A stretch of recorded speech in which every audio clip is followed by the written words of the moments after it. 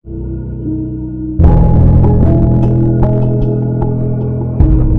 9 मई 2019 का दिन था। समय लगभग 4 बजे का था। हेतौड़ा में एक घर में एक फोन की घंटी बजने लगी। एक 45 वर्षीय महिला जो रसोई में बर्तन धो रही थी, हॉल में आई और फोन उठाया। दूसरी तरफ से एक महिला ने कांपती हुई आवाज में कहा कि मैं प्रज्वल की मां बोल रही हूं। एक हादसा हो गया है। कृपया तैयार हो जाइए और चाबहां शहर आ जाइए, उसने कहा। यह सुनकर वह घबरा गई और पूछा कि क्या हुआ है। इस पर प्रज्वल की मां ने कहा, हम फोन पर बात नहीं करना चाहते, आप सीधे यहां आइए। इतना कहकर फोन रख दिया।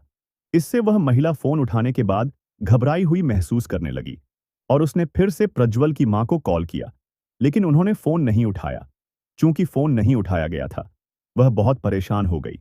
उसी समय उसका पति, जो उसके बगल में अखबार पढ़ रहा था, ने पूछा कि वह क्यों घबरा गई है और फोन पर कौन था। लेकिन बिना जवाब दिए उसने प्रज्वल को कॉल किया। अब प्रज्वल ने फोन उठाया और कहा कि एक हादसा हो गया है और कहा कि वह बात करने की स्थिति में नहीं है और उनसे तुरंत वहां आने को कहा और फोन रख दिया। अब घबराहट के साथ ही उसने डर महसूस करना शुरू कर दिया। अब उसके पति ने उसके कंधे पर हाथ रखा और फिर पूछा कि क्या हुआ है। अब उस महिला ने उन्हें कॉल की बातचीत के बारे में बताया तो वह भी चिंतित हो गए। वे दोनों बिना ये जाने कि किसके साथ हादसा हुआ है घबराने लगे, तो उन्होंने हेतौड़ा में एक बस ली और प्रज्वल के घर चाबहां में पहुंचे। अब उनका डर ये था कि उनका बेटा प्रज्वल के घर में रह रहा है, तो वे डर रहे थे कि कहीं उनके बेटे के साथ कोई हादसा न हो गया हो। उन्होंने यात्रा के दौरान प्रार्थना करना शुरू कर दिया कि उसके साथ कुछ भी ना हो। वह वहां किसी से भी फोन पर बात नहीं कर पाए, क्योंकि वहां से किसी ने जवाब नहीं दिया। तो वे दोनों इस बात को लेकर बहुत घबराए हुए थे कि आखिर हुआ क्या होगा। और जब वे चाबहां पहुंचे, तो वे प्रज्वल के घर गए। वहां घर के सामने बहुत सारे गांव के लोग इकट्ठा थे। उसी तरह उन्होंने वहां कई पुलिस वालों को भी देखा और उनके दिल की धड़कन डर के मारे तेज होने लगी। अब जब वे भीड़ को पार करके घर के सामने पहुंचे, तो 30 वर्षीय प्रज्वल ने उन्हें उदासी भरी नजरों से देखा। उन्हें देखकर प्रज्वल पुलिस के पास गया और उनसे कुछ कहा। प्रज्वल की बात सुनकर पुलिस उनके पास आई और उनमें से किसी एक को अंदर आने के लिए कहा। अब वह व्यक्ति घर के अंदर गया। अंदर जाकर उसने देखा कि एक कॉलेज का लड़का दरवाजे पर खड़ा रो रहा है। उसे देखकर वह थोड़ा राहत महसूस करने लगा, क्योंकि वह कोई और नहीं बल्कि उसका अपना बेटा था। तो वह खुश हुआ कि उसके बेटे के साथ कुछ नहीं हुआ जैसा उन्होंने सोचा था। लेकिन उसकी शांति ज्यादा देर तक नहीं रही। उसका बेटा ठीक था, लेकिन उसने कुछ और सोचा और उसे शक हुआ, और उस शक ने उसकी पूरी शांति छीन ली। तो अपने बेटे को रोते हुए देखकर वह डर और आंसुओं के साथ अंदर गया और पुलिस ने उसे एक कमरे की ओर इशारा किया और अंदर जाकर देखने के लिए कहा। उसने दरवाजा खोला और अंदर गया। अंदर जाकर उसने कुछ देखा और कुछ मिनटों के लिए स्तब्ध हो गया। इसके बाद बिना अंदर गए वह तुरंत तेजी से घर के बाहर चला आया। अब उसकी पत्नी ने डर के साथ पूछा कि क्या हुआ, लेकिन बिना जवाब दिए वह रोने लगा और नीचे बैठ गया। यह देखकर, बिना यह जाने कि क्या हुआ, उसकी पत्नी भी रोने लगी। बिल्कुल दर्शकों, आप में से कई ने अंदाजा लगाया होगा कि उसने अंदर एक मृत शरीर देखा होगा, लेकिन अंदर कौन था जिसने उन्हें रुला दिया? उनका बेटा तो घर के बाहर रो रहा है, तो फिर उनका उस मृत शरीर के साथ क्या संबंध है? उस दिन उस घर में क्या हुआ? और वह घटना जिसने पूरे नेपाल को हिला दिया। और मुझे यकीन है कि इस वीडियो के अंत में आप ऐसा ट्विस्ट नहीं सोच पाएंगे। ऐसे एक क्रूर हत्या मामले के बारे में हम आज के वीडियो में डिकोड करने जा रहे हैं। इस वीडियो में जो बातें मैं कहने जा रहा हूं, 1995 में अंजना का जन्म पहली बेटी के रूप में हुआ। वह बचपन से ही सभी के प्रति बहुत दयालु थी और हमेशा अपने वातावरण को खुशनुमा बनाए रखती थी। इसलिए स्कूल, दोस्त, पड़ोसी उसे बहुत पसंद करते थे। वह अक्सर अपने दोस्तों को अपने घर लाती थी और वह खुद भी अपने दोस्तों के घर जाती थी। तभी जब वह 11वीं कक्षा में पढ़ रही थी, तो वह अपने सहपाठी के घर गई। तब उसकी मुलाकात प्रज्वल से हुई, जो उसकी दोस्त का भाई था। और उस पहली मुलाकात में प्रज्वल का शालीन व्यवहार देखकर अंजना और प्रज्वल को एक दूसरे से लगाव हो गया। तो अगले कुछ महीनों में दोनों प्यार में पड़ गए। कुछ साल ऐसे ही गुजर गए। प्रज्वल ने एमबीए पूरा किया और एक अच्छी कंपनी में नौकरी पाली। साथ ही अंजना ने ब्यूटिशियन का कोर्स पूरा किया और एक ब्यूटी पार्लर में काम करने लगी। कितने दिनों तक वे अपने प्यार को छुपा सकते थे? तो अंजना ने अपने परिवार को अपने प्यार के बारे में बताया। लेकिन चूंकि अंजना और प्रज्वल अलग अलग समुदाय से ताल्लुक रखते थे, अंजना के माता पिता उनके प्यार के खिलाफ थे। प्रज्वल के घर में भी यही स्थिति थी। तो प्रज्वल ने अंजना से शादी करके उसके साथ अलग रहने का फैसला किया। इस बारे में उसने सिर्फ अपने भाई उज्जवल को बताया, जो उसके बहुत करीब था। लेकिन उज्जवल यह सुनकर चौंक गया और उससे कहा कि वह घर छोड़कर न जाए, और कहा कि वह किसी तरह उनके माता पिता को मना लेगा। तो प्रज्वल भी कुछ दिन इंतजार करने लगा। और इस बीच उज्जवल ने अपने माता पिता को मनाने की बहुत कोशिश की। हालांकि उन्होंने हां कर दी, लेकिन अंजना के माता पिता राजी नहीं हुए। तो अंजना घर से बाहर आ गई, प्रज्वल से शादी कर ली और उसके घर में रहने लगी। इसके कुछ महीने बाद अंजना ने अपने माता पिता से फोन पर बात करने की कोशिश की, लेकिन वे अंजना से बहुत नाराज थे, इसलिए उन्होंने जवाब नहीं दिया। परंतु अंजना का भाई अक्सर फोन पर उससे बात करता और अपनी बहन से मिलने के लिए प्रज्वल के घर भी जाता। और इसी स्थिति में उसने स्कूल के बाद चाबहां के पास के कॉलेज में दाखिला लिया। तो अंजना ने सोचा कि उसका भाई बाहर रहने के बजाय उसके साथ ही रहे, और उसने यह भी सोचा कि यह उसके माता पिता से फिर से बात करने का अच्छा मौका हो सकता है। हालांकि प्रज्वल का परिवार इसके लिए तैयार था, लेकिन अंजना के माता पिता ने मना कर दिया। लेकिन चूंकि अंजना का भाई अंजना के घर में ही रहने की जिद पर अड़ा था, आखिरकार उन्होंने मजबूरी में हां कर दी। और सिर्फ इतना ही नहीं, जैसा अंजना ने सोचा था, अगले कुछ महीनों में उसके माता पिता फिर से उससे बात करने लगे। और जब अंजना ने सोचा कि सब कुछ सामान्य हो गया है, तो उसके सामने एक नई समस्या आ गई। वो क्या थी? इसका मतलब यह है कि जैसा मैंने पहले ही कहा था, क्योंकि अंजना अलग समुदाय से थी, उज्जवल की पत्नी को अंजना पसंद नहीं थी। इस वजह से उसने शुरू से ही अंजना से ठीक से बात नहीं की। अंजना ने भी शुरुआत में इसे नजरअंदाज किया, लेकिन एक समय ऐसा आया जब भी अंजना कुछ करती, उज्जवल की पत्नी उसमें गलती ढूंढती और उसे डांटती। लेकिन अंजना चुप रहती, क्योंकि वह घर की पहली बहू थी। लेकिन उज्जवल की पत्नी ने यहां तक कि अगर अंजना थोड़ी देर से जागी तो भी इसे बड़ा मामला बना दिया और सबके सामने उसे डांटने लगी। एक दिन प्रज्वल ने यह देखा और पूछा, तुम उसे इतनी छोटी बात के लिए सबके सामने क्यों डांट रही हो? अगर कोई गलती है तो उसे शांतिपूर्वक कहो, वह सुन लेगी, लेकिन उसे डांटो मत, ऐसा उसने गुस्से में कहा। और इसके बाद उसने अंजना से अकेले में बात की और पूछा कि वह उसके साथ ऐसा व्यवहार क्यों कर रही है, और पूछा कि क्या उनके बीच कोई और समस्या है। इस पर अंजना ने कहा, ऐसी कोई समस्या नहीं है, लेकिन वह हमेशा मेरी गलतियां निकालती रहती है। इस पर प्रज्वल ने कहा, ठीक है छोड़ो, मैंने उससे बात की है, अब वह तुम्हारे साथ अच्छे से बात करेगी। लेकिन अंजना ने कहा, नहीं, उसे तो मुझसे जरा भी लगाव नहीं है, इसलिए वह मुझे लगातार डांटेगी और कुछ भी बदलने वाला नहीं है। यह सुनकर प्रज्वल ने कुछ देर सोचा और फिर अपने भाई उज्जवल के पास गया और कहा कि भाभी का अंजना को बार बार डांटना ठीक नहीं है। कृपया बताइए, अगर भाभी को अंजना का यहां रहना पसंद नहीं है तो हम घर छोड़ देंगे, उसने कहा। इस पर उज्जवल ने कहा, तुम इस तरह की बात क्यों कर रहे हो? क्या मैंने तुम्हारी शादी के लिए माता पिता को मनाया था ताकि तुम अकेले रहो? हमें हमेशा साथ रहना चाहिए, यही मेरी जरूरत है, तो इसके बारे में चिंता मत करो, मैं भाभी से इस बारे में बात करूंगा। इस तरह उसने प्रज्वल को मना लिया। इस पर प्रज्वल ने ठीक है कहा और अंजना को सब कुछ बता दिया और कहा कि अब उसकी भाभी कोई समस्या नहीं करेगी। तो अंजना ने ठीक है कहा और बताया कि वह अपना नया ब्यूटी पार्लर खोलने का सोच रही है। इस पर प्रज्वल ने पूछा कि वह अचानक ऐसा क्यों सोच रही है। अंजना ने कहा कि यह अचानक नहीं है, वह काफी समय से इसके बारे में सोच रही है, लेकिन अब उसे इसे बताने का सही समय मिला है। और चूंकि वह घर पर है, उसकी भाभी लगातार उसमें गलतियां ढूंढती रहती है, और अगर वह काम पर जाएगी तो उसका भाभी के साथ समय कम हो जाएगा। और इतना ही नहीं, वह काम करने के बाद घर पर बैठे बैठे बोर हो जाती है, इसलिए उसने यह फैसला किया। यह सुनकर प्रज्वल ने थोड़ी देर सोचा और कहा, ठीक है। इस तरह अंजना ने उस इलाके में एक ब्यूटी पार्लर खोला और काम शुरू किया। लेकिन उज्जवल की पत्नी, जो हमेशा उसके घर के कामों की शिकायत करती रहती थी, उसने कहना शुरू कर दिया कि अंजना ने घर के काम से बचने के लिए ब्यूटी पार्लर खोला है। लेकिन अंजना ने इन बातों पर ध्यान न देते हुए अपने काम पर ध्यान केंद्रित किया। साथ ही उसने ब्यूटी पार्लर में जो काम किए, उनकी तस्वीरें और वीडियो टिकटॉक, इंस्टाग्राम और फेसबुक पर पोस्ट कर दिए। इस वजह से कुछ ही महीनों में वह सोशल मीडिया पर मशहूर हो गई, तो उसे फंक्शन में काम के लिए कई ऑर्डर मिलने लगे। इससे उसे अच्छी कमाई भी होने लगी और उसने उस कमाई से प्रज्वल के घर में एक बड़ा नया टीवी खरीदा। साथ ही फ्रिज वॉशिंग मशीन, ऐसी जैसी कई चीजें भी खरीदी। और तभी उसे एक बड़ा मौका मिला। वो मौका क्या था? कुछ विज्ञापन कंपनियों ने उसे अपने विज्ञापनों में मॉडलिंग करने के लिए संपर्क किया।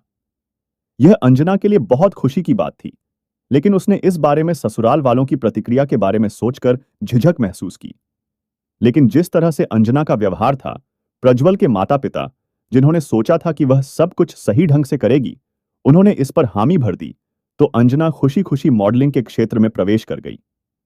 वह नेपाल में एक बहुत प्रसिद्ध और व्यस्त मॉडल बन गई। इससे उसकी आमदनी बहुत बढ़ गई। तो उसने प्रज्वल के घर में कई इंटीरियर काम करवाए और घर को सुंदर बना दिया। उसने एक नई कार भी खरीदी और प्रज्वल के परिवार को अक्सर बाहर घुमाने ले जाने लगी, जिससे सब खुश रहने लगे। और इतना ही नहीं, उसने अपने भाई और माता पिता की भी पैसे से मदद की। हालांकि सभी को अंजना के अच्छे काम पसंद आए, लेकिन उज्जवल की पत्नी को उसकी सफलताओं से जलन होने लगी। पर अंजना की तरक्की उसकी जलन से भी तेज थी। वह सिर्फ नेपाल ही नहीं, बल्कि विदेशों में भी मॉडलिंग के लिए जाने लगी। इन देशों में कनाडा सबसे महत्वपूर्ण था, तो विज्ञापन कंपनियों ने उसे कनाडा में आकर बसने का आइडिया दिया। इस पर अंजना ने कुछ सोचा और कहा कि मैं इसके लिए तैयार हूं, लेकिन चूंकि मेरे पति नेपाल में काम करते हैं, इसलिए मैं वहां अकेले नहीं बस सकती। यह सुनकर विज्ञापन कंपनियों ने कहा कि अगर यह समस्या है, तो हम इसे आसानी से सुलझा सकते हैं। कैसे? हम आपके पति के लिए कनाडा की एक अच्छी कंपनी में नौकरी का प्रबंध कर देंगे। तो अंजना ने यह बात प्रज्वल से कही, और जब उसने हामी भर दी, तो उन्होंने दोनों परिवारों की अनुमति ली और अगले 1 महीने में उन्होंने कनाडा में बसने के लिए सभी व्यवस्थाएं करनी शुरू कर दी। लेकिन इसी दौरान वह घटना घटी जिसके बारे में मैंने इंट्रो में कहा था। मैंने कहा कि एक आदमी ने कमरे में मृत शव को देखा और रोने लगा। और अब वो व्यक्ति अचानक उठकर पुलिस के पास गया और उसने पूछा कि यह किसने किया और क्या उन्होंने कातिल को पकड़ा। ऐसे गुस्से भरी आंखों से उसने पूछा। इस पर पुलिस ने कहा कि उन्हें कातिल को ढूंढने की जरूरत नहीं है, क्योंकि कातिल ने पहले ही सरेंडर कर दिया है। यह सुनकर उसने रोना रोक दिया और गुस्से से उसने पूछा कि वो कौन है। अब नाम सुनकर उसे विश्वास नहीं हुआ। वह सदमे में जम गया। मेरे प्यारे दर्शकों, अब कौन मर गया और कौन अंदर देखने गया, मुझे लगता है कि आप आसानी से समझ गए होंगे। हाँ, अंजना को उस कमरे में बेरहमी से मार दिया गया था, और जो अंदर गया था वो और कोई नहीं बल्कि अंजना का पिता था। तो उस दिन उस घर में क्या हुआ, ये वही है जो कातिल और परिवार ने कबूल किया। उस दोपहर करीब 3 बजे प्रज्वल की मां अपने कमरे में सो रही थी। अब वह किसी के आवाज देने पर जाग गई। वह तुरंत उठी और देखा कि बाहर कौन है। अब उसने जो व्यक्ति देखा, जिसके हाथ खून से सने थे और हाथ में खुकरी थी, उसे देख वह सदमे में जम गई। हमने इस खुकरी को एक सैनिक के वीडियो में देखा था, जिसने ट्रेन के यात्रियों को बचाया था। तो मुझे लगता है कि हमारे दर्शकों को पहले से पता है कि ये कैसी दिखती है। तो उस खुकरी को हाथ में लेकर, जिसका शरीर खून से सना हुआ था, वो और कोई नहीं बल्कि उसका 34 वर्षीय बड़ा बेटा उज्जवल था। नेपाल में खुकरी का इस्तेमाल अक्सर मांस काटने के लिए किया जाता है। ये सामान्य चाकुओं की तुलना में थोड़ी मुड़ी हुई होती है। तो अपने बेटे को इस हालत में देखकर उसने कांपती आवाज में पूछा कि क्या हुआ। अब उज्जवल ने कहा, मां, मैंने उसे मार डाला, कृपया पुलिस को बुलाओ। जब उसने ऐसा कहा, तो उसकी मां को लगा कि उज्जवल ने अपनी पत्नी को मार दिया है, इसलिए वह उसके पीछे चल दी। उसे प्रज्वल के कमरे के सामने खड़ा देखकर उसकी मां ने उसे हैरानी से देखा। फिर डरते हुए वह कमरे के अंदर देखने के लिए गई। वहां बिस्तर पूरी तरह से खून से भीगा हुआ था और 25 वर्षीय अंजना का ऊपरी हिस्सा टुकड़ों में कटा हुआ था। और इतना ही नहीं, बायां हाथ कोहनी तक और दायां पैर जांघ तक कटा हुआ था। खून से भरे फर्श पर बाकी निचला हिस्सा पड़ा हुआ था। अंजना का सिर लगभग कटा हुआ था और बस हल्का सा शरीर से जुड़ा हुआ था। यह खौफनाक दृश्य देखकर प्रज्वल की मां सदमे में आ गई और चिल्लाते हुए कमरे से बाहर आ गई।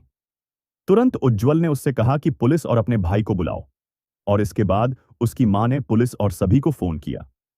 उज्जवल वही था जिसने प्रज्वल और अंजना की शादी के लिए घर में समर्थन दिया था, और उसने अपनी पत्नी को अंजना को डांटने के लिए भी डांटा था।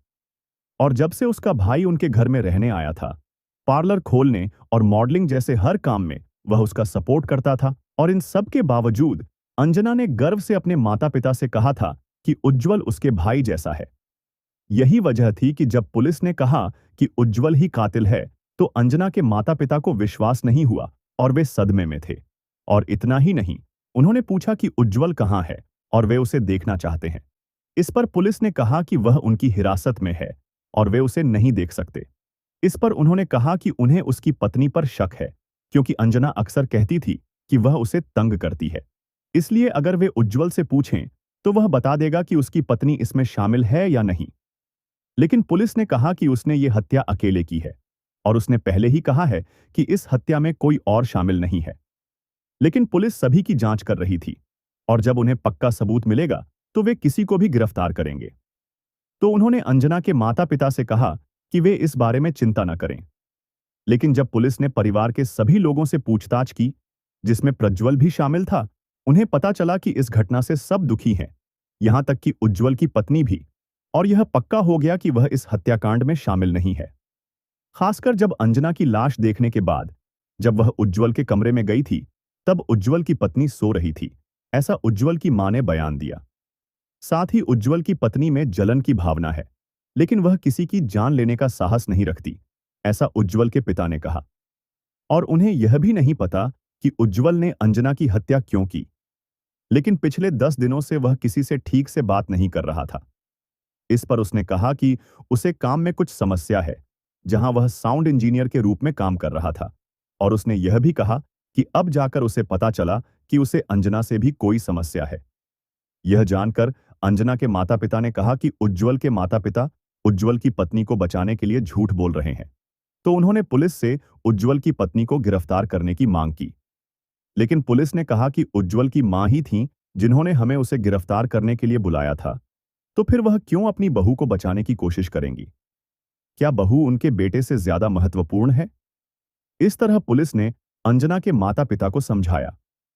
पुलिस ने यह भी कहा कि उन्हें उज्जवल से पूरी स्वीकारोक्ति नहीं मिली है और उन्होंने कहा कि अगर वह कुछ कहता है तो वे निश्चित रूप से कार्रवाई करेंगे। उसके बाद पुलिस ने उज्जवल से पूछा कि उस दिन क्या हुआ था और पूछा कि उसने अंजना की हत्या क्यों की। लेकिन उज्जवल ने थोड़ी देर तक कुछ नहीं कहा और एक बिंदु पर उसने अपनी गलती मानना शुरू किया। और यही उसने अपने बयान में कहा। 9 मई की सुबह उज्जवल के पिता और प्रज्वल काम पर चले गए और अंजना का भाई भी कॉलेज के लिए निकल गया। लेकिन उज्जवल घर पर ही रुका, छुट्टी लेकर। अंजना समेत तीनों महिलाओं ने घर के काम पूरे किए और उज्जवल के साथ खाना खाया। उसके बाद उज्जवल की पत्नी और मां अपने अपने कमरों में सोने चली गईं, लेकिन अंजना घर के बाहर बागवानी का काम करने लगी। उसी समय उज्जवल छत से उसे देख रहा था। कुछ देर बाद अंजना अपना काम खत्म कर अपने कमरे में चली गई। यह देख उज्जवल भी छत से नीचे आ गया और आधे खुले दरवाजे से उसने अंजना को देखा और उसने देखा कि अंजना बिस्तर पर लेटी हुई इंस्टाग्राम वीडियो देख रही थी। तब वह किचन में गया और 1 फुट लंबी खुकरी चाकू उठा लिया। फिर वह अंजना के कमरे में गया और कमरे में दाखिल होते ही दरवाजा बंद कर लिया। यह आवाज सुनकर अंजना ने दरवाजे की ओर देखा, जहां उसने देखा कि उज्जवल अपने हाथ पीछे किए खड़ा है और वह चौंक गई। तुरंत उज्जवल ने चाकू सामने दिखाया। यह देखकर अंजना डर गई और बिस्तर से उठ गई। अगले ही पल उसने उसके गले को पकड़कर उसे बिस्तर में धकेल दिया और उसे मारने की कोशिश की, लेकिन अंजना ने इसे भांप लिया और उसके हाथ को पकड़कर रोक लिया। और इतना ही नहीं, उसने उसकी गर्दन में खरोंच मारनी और उसके चेहरे पर मुक्के मारने शुरू कर दिए। इससे उज्जवल गुस्से में आ गया और अंजना की दाएं कोहनी पर वार कर दिया, जिससे उसका हाथ अलग होकर बिस्तर पर गिर गया। अंजना दर्द से रोने लगी और हालांकि उज्जवल ने उसका गला दबाया हुआ था, उसने उसके हाथों को हटाकर चिल्लाना शुरू कर दिया। लेकिन चूंकि घर में बाकी दोनों महिलाएं सो रही थीं और अंजना के कमरे का दरवाजा बंद था, घर में कोई उसकी आवाज नहीं सुन सका। इस तरह अंजना अकेले ही लड़ती रही, भले ही उसका हाथ कट चुका था। अंजना ने अपने पैर से उज्जवल को लात मारी, जिसकी वजह से वह फिर से गुस्से में आ गया और उसने उसके दाहिने पैर की जांघ पर वार करना शुरू कर दिया। और अंत में उसने दर्द से तड़प रही अंजना का गला काटना शुरू कर दिया। इसीलिए अंजना का सिर उसके शरीर से लगभग अलग हो गया था। और न सिर्फ इतना, बल्कि अंजना की वहीं मौके पर ही मौत हो गई। लेकिन उज्जवल, जो खुद को रोक नहीं पा रहा था, उसने उसे कई जगहों पर चाकू से वार किया, यहां तक कि उसने अंजना के पेट में भी वार किया और उसके शरीर के निचले हिस्से को नीचे खींच लिया। उज्ज्वल की उस दिन की इस पूरी स्वीकारोक्ति को सुनकर जांच कक्ष में मौजूद सभी पुलिसकर्मी पूरी तरह हिल गए। आपके मन में जो सवाल है, वही सवाल वहां पुलिस, उज्ज्वल और अंजना के माता-पिता के मन में भी था। और वह सवाल यह है कि उसने यह हत्या क्यों की। पुलिस ने उससे पूछा कि उसने अंजना को इतनी बेरहमी से क्यों मारा। अब उसने इस हत्या का कारण बताना शुरू किया। उज्ज्वल ने कहा, पहले तो मुझे अच्छा नहीं लगा कि अंजना, जो दूसरे समुदाय से थी, हमारे घर में आए। लेकिन चूंकि मेरे भाई ने घर छोड़ने का फैसला किया था, इसलिए मैंने उनके पक्ष में बात की और इसी वजह से मैंने अंजना का समर्थन किया और अपनी पत्नी को डांटा। लेकिन जब उसने ब्यूटी पार्लर शुरू किया और मॉडलिंग करने लगी, उसकी तस्वीरें और वीडियो सोशल मीडिया पर वायरल होने लगे। उसने अपने सौंदर्य को अन्य पुरुषों के सामने उजागर किया, जिससे मुझे बहुत गुस्सा आया। लेकिन मैंने यह नहीं दिखाया ताकि मेरा भाई मुझे छोड़कर ना जाए। पर आखिरकार उसने प्रज्वल को हमसे अलग करने और उसे विदेश ले जाने का फैसला किया और इससे मुझे बहुत गुस्सा आया। बिना इसे दिखाए मैंने प्रज्वल से पूछा कि क्या वह हमारे बिना रह सकता है। उसने पूछा कि क्या मैं बच्चा हूं। जब मैंने पूछा कि हम उसके बिना कैसे रह सकते हैं, तो उसने मुझसे कहा कि क्या मैं बच्चा हूं। यह सब इशारों में कहने के बाद भी उसने इसे हल्के में लिया। मुझे लगा कि यह सब अंजना की वजह से हो रहा है, इसलिए मैंने फैसला किया कि उसे मारने का यही एक तरीका है। और मैं सही समय का इंतजार कर रहा था और वक्त भी आ गया और उसी तरह मैंने उसे मार डाला। उज्ज्वल ने इस तरह अपना कबूलनामा खत्म किया। लेकिन इसके बाद जब उसने अदालत में कहा तो मतलब यह था कि पुलिस ने उसे इस तरह कबूल करवाया है। इतना ही नहीं, उसकी मां ने भी कहा कि अंजना की हत्या से उज्ज्वल का कोई लेना देना नहीं है और बयान बदलकर कहा कि कोई और आया और अंजना को मार डाला। उज्ज्वल के माता-पिता ने उसके लिए एक बेहतरीन क्रिमिनल वकील रखा ताकि वो उज्ज्वल की पैरवी कर सके। लेकिन पुलिस ने अदालत में वो चाकू जमा किया जिस पर उज्ज्वल के उंगलियों के निशान थे, अंजना के शरीर पर उसके बाल और अंजना के नाखूनों में उसके त्वचा के सेल्स जो उसने खुद का बचाव करते समय पकड़े थे, और उज्ज्वल के कपड़े जिन पर अंजना का खून लगा था।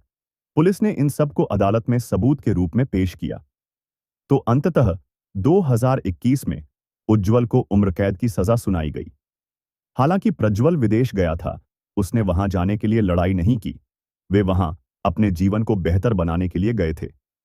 तो जब ऐसा था, तो वह अक्सर उज्ज्वल और अपने माता-पिता से मिलने आता, उन्हें कनाडा घुमाने भी ले जाता और शायद उन्हें खुश भी किया होता।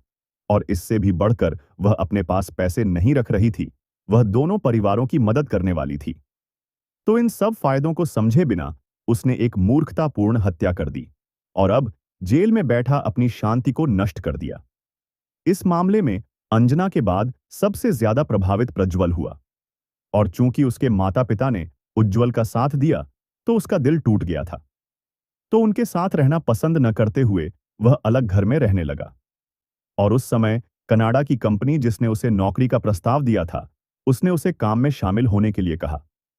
तो वह वहां गया और काम में शामिल हुआ। प्रज्वल, जो अंजना के साथ खुशहाल जीवन जीने वाला था, अब अपने परिवार से अलग हो गया और अंजना की यादों के साथ जीते हुए वह अकेले रह रहा था। तो मेरे प्यारे भाई और बहनों, क्या आपने उम्मीद की थी कि यह मामला इस तरह खत्म होगा? क्या आपने अंदाजा लगाया था कि उज्ज्वल ऐसा कुछ करेगा? जब मैंने पहली बार इस केस को पढ़ा, तो मुझे भी इसकी उम्मीद नहीं थी। तो आपने क्या सोचा था? और आपको लगा था कि किसकी हत्या हुई है? अपनी राय इस केस के बारे में कमेंट में जरूर बताएं और आपका सबसे अच्छा कमेंट अगले वीडियो में आएगा। मैं आपको अगले वीडियो में मिलूंगा। धन्यवाद।